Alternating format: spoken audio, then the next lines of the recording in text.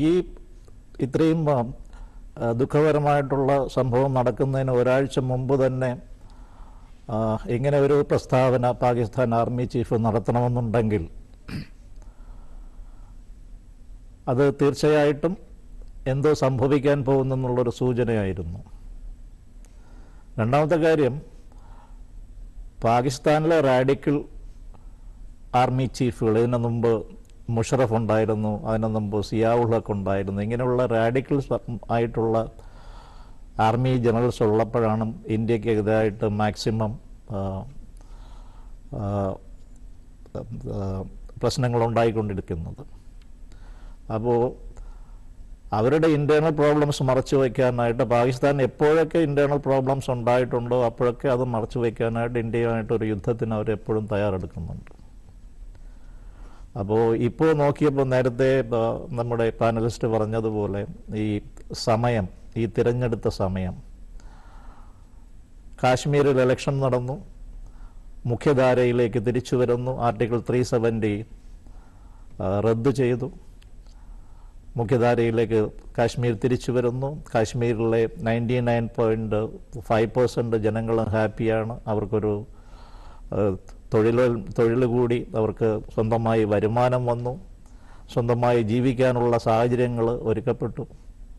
പിന്നെ അതുപോലെ തന്നെ ടൂറിസം എന്ന് പറയുന്നത് കാശ്മീരിൽ മാത്രം വരുമാനം ഉണ്ടാക്കുന്നില്ല. കേരളത്തിൽ നിന്ന് തന്നെ ഇപ്പോഴത്തെ ലേറ്റസ്റ്റ് ഇതനുസരിച്ചിട്ട് ഓരോ ദിവസവും 300 മുതൽ 400 ആൾക്കാർ ആണ് കേരളത്തിൽ നിന്ന് തന്നെ ഈ കാശ്മീർ വിസിറ്റ് ചെയ്തുകൊണ്ടിരിക്കുന്നത്.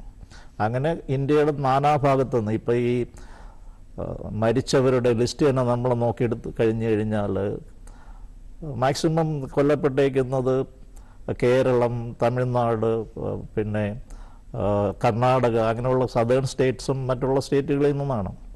അപ്പം ഇവിടെ എല്ലാം ടൂറിസത്തിന് തന്നെ ഒരു ബൂമും മറ്റുള്ളവർക്ക് ജോലിയും ഉണ്ടായി.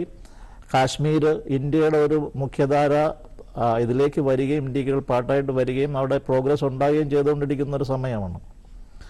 പിന്നെ രണ്ടാമതായി ഈ തിരഞ്ഞെടുത്ത സമയം, നേരത്തെ പറഞ്ഞതുപോലെ ഈ സീസൺ, ടൂറിസ്റ്റ് സീസൺ, അത് മാത്രമല്ല, ഞാൻ മുൻപ് വ്യക്തമാക്കിയതുപോലെ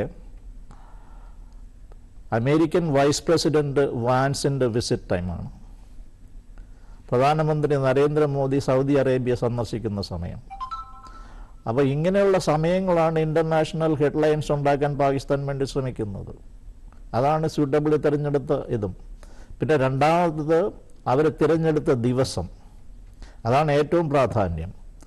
ഈ നോർമൽ വീക്ക് ഡേയ്സിൽ മിക്കവാറും ലോക്കൽ കാശ്മീരികൾ ഇങ്ങനെയുള്ള ടൂറിസ്റ്റ് സ്പോട്ടിൽ കാണില്ല. അവരെല്ലാവരും അവരുടേതായ ജോലിയും മറ്റു തിരക്കുകളും അതും ഇതുമായിട്ട് അവർ പോകും. പക്ഷേ വീക്കെൻഡ്സിൽ ഇവരെല്ലാവരും ഈ ലോക്കൽ കാശ്മീരീസും അവിടെ ഒത്തുതേടും. അപ്പോൾ ഇവരെ ഫിൽറ്റർ ചെയ്യാൻ പറ്റത്തില്ല, കാശ്മീരികൾ ഏതാണ്, പുറത്തുനിന്ന് വന്നത് ആരാണെന്നുള്ളത്.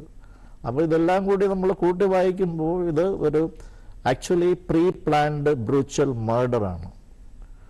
അത് ഇന്ത്യ ഒറ്റക്കെട്ടായിട്ട് നേരിടും. ഇന്ത്യയിലെ ഭരണ നേതൃത്വത്തിന് അതിനുള്ള കഴിവുണ്ട്.